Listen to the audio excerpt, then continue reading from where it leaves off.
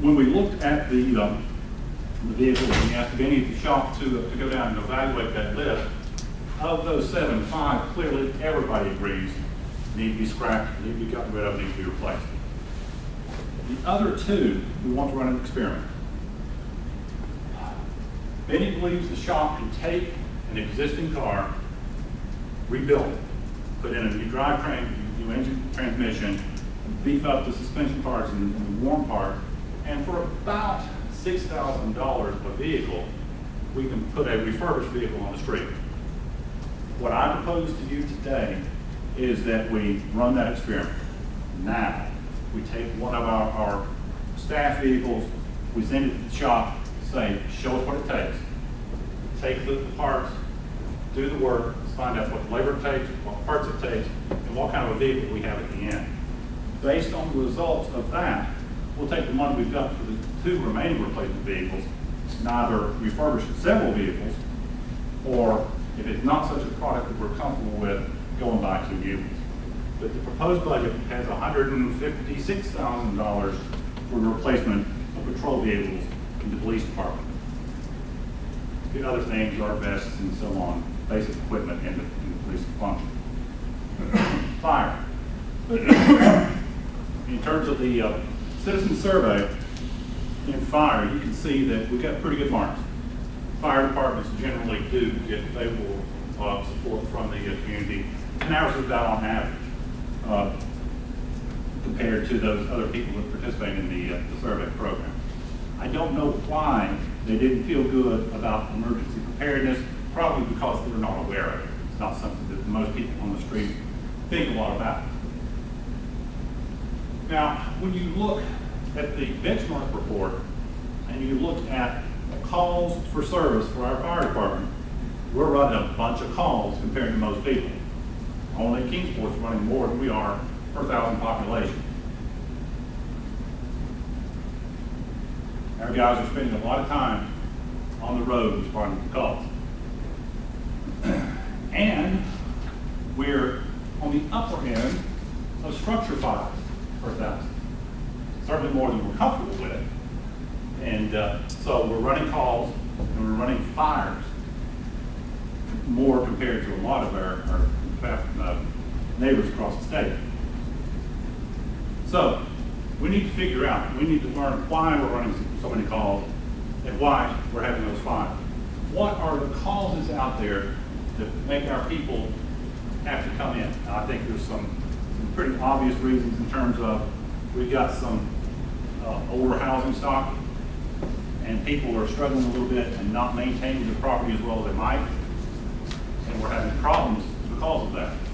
So we need to do a little more analysis to find out what we might be able to do to prevent those calls instead of running those calls. When you look at the benchmark report and the cost per call, we're running a bunch of calls, so the cost for each call is relatively low compared to those other people in the benchmark report.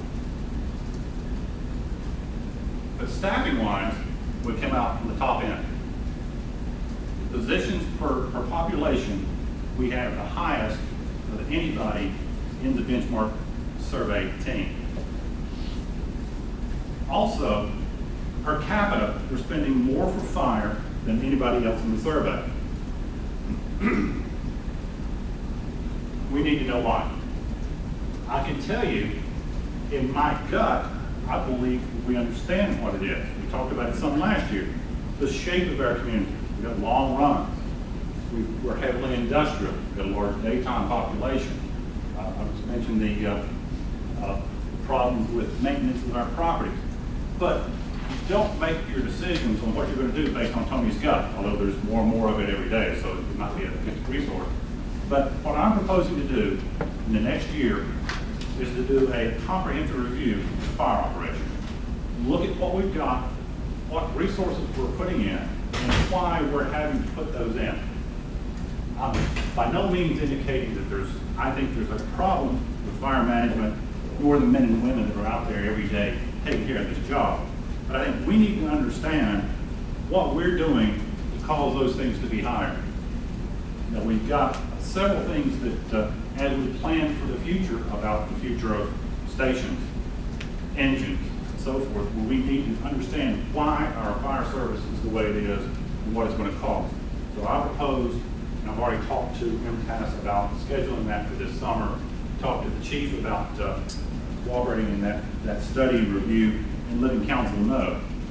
I've got a great deal of confidence that we'll come back and say what we can do better, what we are doing well, and the kinds of decisions that we've made for economic development or other things that have impacted our fire service. So that's a to-do, if you will, for the coming year in terms of our fire protection. In the equipment side of fire, there's a little bit for narrow banding radio equipment, but the big ticket item is, what is it, Chief, Unit 1? Is that the designation? That's correct, yes. That's the one that runs on, does extrication on wrecks, does backup on medical. This is a vehicle that is carries too much weight for the chassis it has, and it's led to a lot of maintenance needs as a result. It's our proposal to replace that vehicle.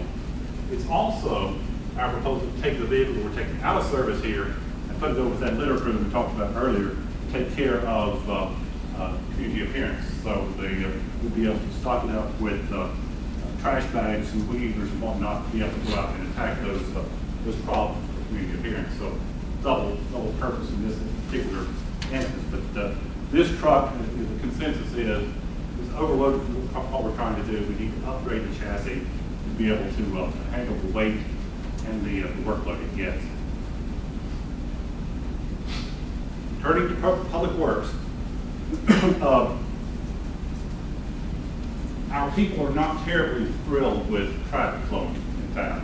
We've got to work on that. We've got to work on street repair. Now, this was survey was done before we got a lot of our paving project done, and hopefully we'll get better results when we go back and ask again after we've done some street repairs. But clearly, traffic and streets is something we need to work on in terms of improving our performance. Personally, I want to do a better job here. We don't have a lot of impact on that this year. The non-traditional, non-car travel in our community is a way to enhance quality of life, a way to tie people together in neighborhoods, and it's something that I think we need to talk about in the coming future, but it's not something that's an emphasis in this particular budget. I was surprised that the marks were this low in terms of our yard waste removal and snow removal. I thought folks were pretty pleased with what we had were able to accomplish, and I'm at a loss to explain what this is, but we got what I would consider mediocre marks in terms of yard and snow removal, yard waste and snow removal. Bulk waste. When you look at the survey, it was identified as a key driver, making improvements in the way that you're dealing with bulk waste, and you make a big improvement in the way people see the community. This picture you have here of couch sitting on the curb, in the last year we've done better. It's not sitting there as long, but it drives me crazy to drive by the first time I see it. The third time I see it, I'm just it's like fingernails on a chalkboard. It just really irritates me. This will be a focus. We're going to come back and talk about in the coming year about how we can deal with this so we don't have this face on the front door of our community. The budget you have in front of you has $3 million worth of street projects. Now, these are not like we did last year, big resurfacing projects where we can make a big bang quickly. These we're using local money to leverage state money. So Tuesday night we talked about Walters Drive rehab. That's the next to the bottom down there. We'll begin that process of contracting and making those street repairs. West First, East Second are projects we need to complete. This is a part of a 5-year plan. We're proposing in the summer to sit down and review all our capital investments for the next 5 years, streets being a major part of that discussion. We have a 5-year plan in draft form you need to endorse and be comfortable with. So we are putting $3 million worth of improvements into our streets with local money leveraging the match necessary to get these state and federal grants. We'll talk more in detail about the projects themselves in the coming weeks and months. In terms of public works equipment, the things you need to focus on are in the middle of the page. A tandem dump truck, 1983 model for $94,000, and a backhoe 2000 model for $96,000 are the headlines in terms of getting our guys the equipment they need to go out and do some of these projects we're asking them to do. Also, very last line, I've got to talk about the reflectometer. Our federal government has decided that signs are not sufficiently bright at night for us old folks to see anymore. And there's a program, and literally one of the ways you can test it is hire elderly people to drive at night and test the signs to see if they can see them or not. I don't know about this program. I'm afraid we'll be killing off our population. So this particular piece of, I don't know if I trust your judgment. I think we'll be replacing everything.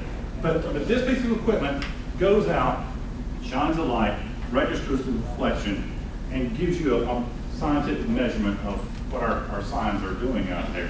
It's a federal mandate. We've got to get it done, and it will be something we're needing to do. It will also give us a good inventory of our sign system. It's a good step forward. But I just want to let you know that I didn't make this up. This is something that, not something I just threw into to see if you're paying attention. Unfunded mandate. Unfunded mandate, absolutely. Parks and Rec. This is 80% of our folks have been in the park according to the survey, and only, 40% have been in a program. I think that's a trend, Craig, across the nation that the people are doing more passive as opposed to athletics and sports. But overall, we're getting pretty good use out of our facilities. And in terms of their perception of quality, they're doing pretty well. Parks are a key driver in terms of the way people perceive our community. And while there's not a ton of money in improvements in Parks and Rec in this budget, we need to maintain quality and we need to plan for better things in the future. That's one of the things that our citizens really do want to see. So we're doing pretty well in terms of how we're doing in Parks and Rec, but we do need to look at the future. In terms of equipment in Parks and Rec, a couple of things. There's some trailers and so forth, but down at the bottom here is probably the ones you want to talk about and think about. $35,000 to resurface and crack seal tennis courts down in Frank Arena.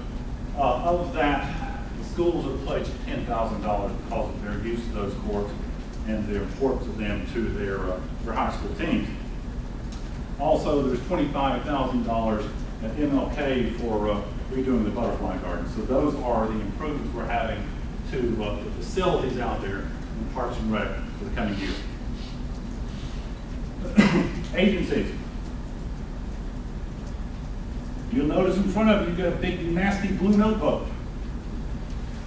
That is your handout and your homework. This represents funding for agencies, outside agencies. We've got more than $250,000 we give to social agencies and other agencies out there. In the budget you have before you, we have level funding. We've not made any changes. One rule we did make arbitrarily as a staff is that you can't get money both from block grant and tax dollars in the general fund. I think that impacted one that was central services. Central services over in block grants, we took them out of general fund funding. Well, what we're asking you to do, look at the agencies in that notebook, look at what their financial condition is, what they're doing for the city, and confirm, review and confirm you're comfortable with funding them at that level. And look at putting down some sort of policy on how we go forward deciding who we're going to fund outside. It's a tough task, and you may not be able to chew all the way through that, but we wanted you to take a good hard look from a policy standpoint in terms of how we're funding those agencies. So that's one of the to-do lists we feel like you need to do in the context of this budget. And I'm going to be asking you when we close down here to set a meeting to have that discussion. So that nasty blue notebook, we are going to ask you to open up and read. In terms of our economic development, the industrial development, there is a small increase, and there's a few areas that we're talking about growth. First off, as the hotel motel tax goes up, we've got a formula that promotes tourism, so part of the growth in this area is because revenue is going up in hotel motel tax. We do have a small increase in terms of the resources we have to do things at the industrial parks in terms of environmental assessments, studies, appraisals, those sorts of things that may come up during the course of the year. Not a lot of money, but a little bit more there. And finally, we've included $5,000 as a contribution toward the county's project to market events at Cherokee Park. It's our hope that as that grows and becomes self-sustaining, that contribution will not be necessary in the coming years, but it is an effort to bring people to our community to visit our stores as well as our assets here in town and try and bring traffic. So the small contribution to that county project for $5,000. Airport, when you open the airport and look at it, you'll see $885,000 in grant projects. Those are the ones we're rolling over from last year. They're not new. They just haven't gotten done yet. They've not gotten accomplished. So those are the projects we talked about last year. We've already borrowed the money as the match. We're now looking at the engineering support to get those done. So that's not new money. It's not new local money or state money. It's just moving into the next fiscal year. Also, of course, we all know we call timeout on the airport to get this budget done. But after we get resolved our budget issues, we've got to go back very quickly and talk about airport management. So that is also on our work plan and to-do list for the coming year.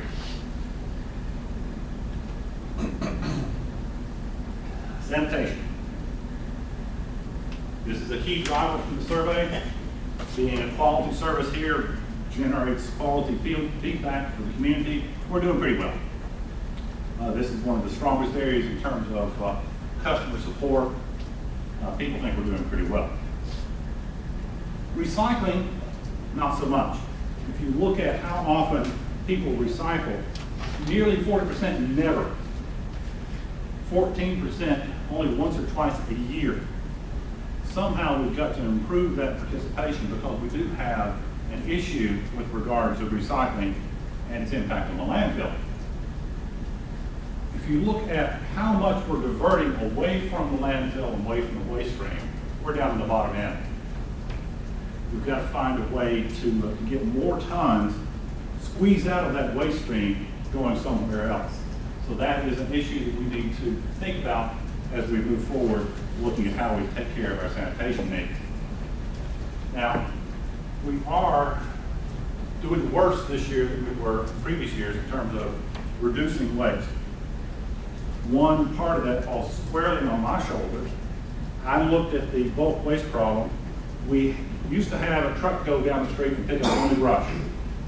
And another truck would come back later and pick up bulk waste, couches and that stuff. I said, don't drive by it. I don't care. If you see it, stop, pick it up, get it off the street. The problem with that is, when we had brush only, we took it to the landfill, put it in the pit burner, and it didn't go in the landfill. When you've got a couch, a washing machine, and brush, it goes in the landfill. We don't pick through it and put some of it in the burner. So that hurt us on the landfill and recycling side, but it helped us on getting stuff off the street. I made a choice, maybe it's a bad choice, we'll talk about that some more. But that's something that I call as part of the problem and take full blame for. Also, I just want to note that if you look at the cost of our recycling contract, it's much down compared to last year, even better than what we projected. But our participation is also down. So we're doing better in terms of cost, not so good in terms of volume. If you look at the benchmark report, how are we doing in terms of the workload, what production we're getting out of our folks, we're right out there at the average in terms of tons collected by our folks. Cost per capita, we're in the middle, on the good side of the middle, I guess you would say, in terms of the cost of our garbage collection service per population. Don't know what they're doing in Franklin, but it's expensive. In terms of sanitation equipment, you remember this year, 2 shiny new trucks. The budget before you says 1 more. For $140,000, we're proposing to replace 1 additional frontline Packer truck for residential collection. Also, you will note that we're paying for part of that truck by using our savings. We built up a tiny bit of savings in this fund, and we're partially funding the replacement of that truck with those savings. With that, we need to talk about the long-term future of how we run our sanitation business. We need a business plan. This year, we are not transferring any money from the general fund to sanitation. Last year, we did it to pay for the recycling program. This year, we're able to buy a truck, run the operation on our savings and our revenue. The problem is, long-term, that won't work. We can't plan out for the next 5, 10 years, replace the equipment that's going to need to be replaced on the existing rate with no subsidies from the general fund. We need to sit down, look at our equipment, look at our long-term needs, and find out and make a plan on how we're going to finance this operation. I'm not saying raise the rate. I'm saying make a conscious decision on who pays for what. But one of the problems we have in this fund is that you get a growth in revenue only when you get a growth in population. If we have a stable population, it doesn't grow to support an increase in cost. So the price of fuel goes up, we don't have a corresponding increase in revenue. So our business model needs to be tweaked. So we're proposing this coming year, sit down, look at the long-term needs of equipment and resources for this fund and how we're going to pay for it. So another issue on our to-do list. Sewer. Sewer is going to be focused largely around projects and getting things built. This set of things is things we are or have done at the wastewater plant. $500,000 to run the 2 presses, the sludge feed at Turkey Creek. The other things there are the things you've authorized or have begun, and we'll roll into the bond issue for studies at the plant, power backup, how we operate the plant, and look at the digester. Also completing the Lowland study. These are things we're taking into treatment works for our sewer operation. The big one, of course, is the $26 million of lines, pump stations that we're doing across the system for our sewer infrastructure. We propose in the coming months to schedule a time where we can brief you and the community more about what we're getting done here, but get prepared for a ton of construction work as we move forward, getting the lines fixed, getting the pump stations upgraded in order to meet the TDEC order. So, in terms of our work list in sewer, the contract for operation of the wastewater plant at Turkey Creek is up for renewal. We've got some preliminary thoughts about it, and we'll present to you before the budget's adopted, before July 1, a discussion about how to move forward with operating the plant.